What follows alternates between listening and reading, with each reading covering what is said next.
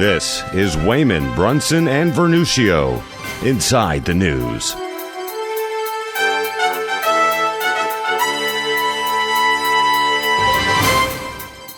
Welcome again to another edition of Inside the News. This is our July 4th edition, and with Ben and Frank. Ben Brunson, the author of The Falstaff Enigma, and Esther Sling. You can find him at benbrunson.com, amazon.com. Frank Vernuccio, the editor-in-chief of the New York Analysis of Policy and Government, the writer and the voice of the syndicated radio feature Minute Report for America. You can find Frank at usagovpolicy.com. On this July 4th, how you doing, Ben? I'm doing just great. Happy 241st birthday to everyone. All right, Frank, how are you?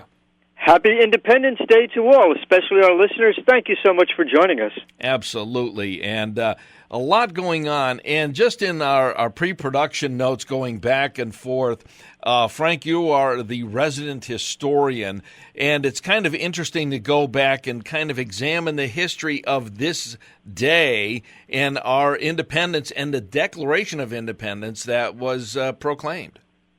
Well, that's absolutely right. It's impossible for, I think, a current generation to really understand the odds that were faced by our founding fathers. When they put on their Declaration of Independence, our Declaration of Independence, that they were pledging to each other their lives, their fortunes, and their sacred honor, those weren't idle words or a mere boast. The British were not that far away. Any of them could have been captured, could have been hung for treason. This nation began under odds, as Ben Franklin once said, that a more generous God would not have given. It was absolutely a turning point in all humanity. July 4th, our Independence Day and our total historical experience of becoming a nation, is not just a turning point for the people on the North American continent. It's a turning point for all humanity. For the first time, the concept that a nation should be governed by its people and not by a monarch, not by some kind of pre-existing establishment, came into being, and it changed the face of the human experience altogether.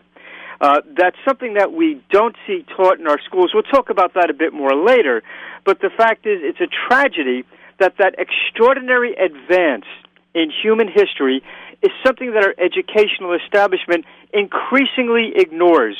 And again, we'll talk about that a bit more later. All right. Ben, your thoughts on this and the fact that we are facing some of the same things now with our present-day government as what is known as the swamp that was faced 241 years ago, declaring our independence, that the people govern this nation, not the government. Well, I think it's always great to look at our history and look at the most significant events in our history and to learn from history what made us great as a country. And I think alternatively what jeopardizes our future as we go forward. But you have to start with the founding of the country 241 years ago with our Declaration of Independence and the passing of a Constitution just a handful of years later. In 1789, we ratified the Constitution went into effect in this country. The Bill of Rights was added a couple years later, and that foundation has proven to be the critical thing that has held our nation together and been our guiding star ever since those days. And if you think through the periods we went through, obviously the Revolutionary War, the Civil War, the period of time after the Civil War for about 64 years between the Civil War and the start of the Depression, which I call our period of hypergrowth, in which we had largely the absence of government, a very small government in this country, a very ridiculously small federal government compared to what we have now, virtually non-existent. And the country was growing at around 6% a year on average during those years. It was explosive. We were welcoming migrants, largely from Europe, who were fueling the growth of our country. We were leading the way in industrial processes, the creation of automation and factory lines, and, of course, Henry Ford and the Model T and everything that we led the way in on a global basis. The Depression put an end to that and started the era of progressive thinking. We started our first social safety nets and entitlement plans, which will have impacted Americans pro and con ever since. And, of course, World War II, and then I would call the Cultural Revolution of the late 60s really ushered in the era of progressive thinking on an institutionalized basis, which has led to a lot of ramifications. We've had explosive debt, explosive government, and explosive debt over the last 50 years. It has driven our rates of growth ever slower in this country, unfortunately, to our detriment, and creating an increasing debt crisis that we will be facing for generations to come. So the history of our country points to periods of time in which things worked quite well from a growth perspective, from a development perspective. Those periods were characterized by the absence or limitation of government, the relative freedom of people to engage in capital. We always had the strength of strong rule of law, and that is critical for our growth as well. And the rise in recent decades of an ever-growing government, an ever-pervasive government, an ever-voracious government demanding more in taxation on every level is jeopardizing our future as a country. You know, Frank, my favorite president, looking back in some of the history, is James Madison. He's number 4 in line, and he was president from 1809 to 1817, followed Jefferson. But Madison is kind of like an unspoken hero here because Washington gets a lot of the praise, and yet Madison is the one who kind of put our Constitution together. Well, and of course, President Madison had to endure something that no other president has had to endure, the burning of Washington and the White House as well. And it's interesting how that has affected American history and American strategy. The War of 1812 let such a psychological soar on the American psyche that our military policy ever since then has been to keep fighting as far away from American shores as possible. People forget how impactful the War of 1812 was, how much the United States suffered. It was, in essence, of course, the second war of the Revolution. It really took us out from Britain's shadow, and I think showed that the American people were not to be trifled with when we defeated the British at the Battle of New Orleans, which actually occurred after the end of the War of 1812. It really presented to the world a picture of the United States that had arrived in terms of being at least a local power, with one that was going to grow obviously strong into the future.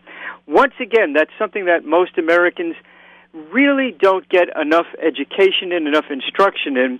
The history of our country is so extraordinary and so important to all of mankind, and yet, on this July 4th, I wonder how many of our fellow Americans really appreciate it. Absolutely. Ben, states' rights, and that was part of those first 10 of the Constitution. And, it's like they want to not acknowledge the states in all of this, Ben, but yet the states are very critical in the United States of America, isn't it? Well, the states are very critical, and I'd like to go back to James Madison because if there is one of our forefathers and our founding fathers who perhaps rises above all others, maybe with the exception of George Washington, it would be James Madison.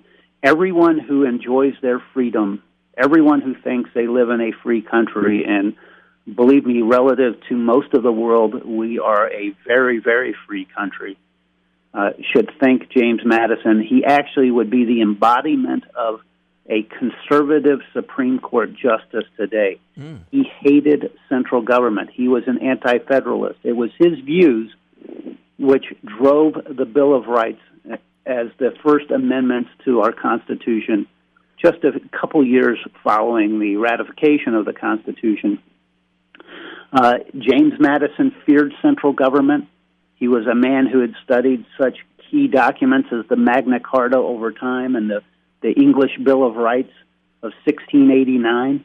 He feared government and the power that could be vested and would grow in government, and he came from a perspective of history that knew that governments that had unchecked power would become corrupted and would exercise that power in a corrupt manner eventually. And that vision and that fear of that central government is what led to the Bill of Rights being enacted. It is what drove the whole concept of having states that have rights and making sure that any power that is not vested in the federal government directly in the Constitution devolved onto the state. And it was that concept is absolutely critical to this country and to our freedoms. And it is, thankfully, justices like the late Supreme Court Justice Scalia and his replacement, Justice Gorsuch, who become the standard bearers of that philosophy and seek to maintain our freedoms. The progressive left has it precisely wrong when they look at justices and they fear a Neil Gorsuch as taking their liberties away, and they hail a lot of the left-wing justices on the Supreme Court. They have it precisely wrong. It is the people like Neil Gorsuch who maintain our freedoms by limiting the power of central government, not by expanding it. Frank, I know you have a comment on that. I just want to say Ben has made a brilliant point. The fact of the matter is that the individual freedoms given to us by our forefathers' brilliance really is something that the left just seems to disdain. It's baffling that the advance in human freedom that was bequeathed to us by men like Madison is something that seems to have vanished in the minds of the left. And the problem is that very concept seems to have gone well over the heads of our Hollywood entertainers, our political left politicians. Look, I live in New York State. Chuck Schumer, my United States Senator, introduced a resolution in, I believe it was 2014, to limit the impact of the First Amendment on paid political speech. That's how precisely close we're coming to losing the heritage that we've shared since 1776 and 1789. This isn't something that's just an idle history lesson that we're talking about today. The dangers, Guy, as you mentioned in an earlier point, are there today. They exist again. Ronald Reagan once said that every generation has to pay a price in blood to preserve the freedoms that we share. And unfortunately, we're at that point today where the very freedoms that made this nation a great nation, that made us the freest people on the face of the earth, are being called into question, not just by foreign threats from Russia or China or Iran, but within our own shores from those on the left. And unfortunately, those on the left dominate our media, our entertainment, and our educational systems. We are in extraordinary peril at this point in time. We sure are. Ben, this goes right into some of your pre-production notes as well about the New York Times releasing a story that it wasn't 17 agencies that released it, that it was just a scant few, and about the leaking, about the cover-up and the hacking. It's incredible, isn't it, Ben?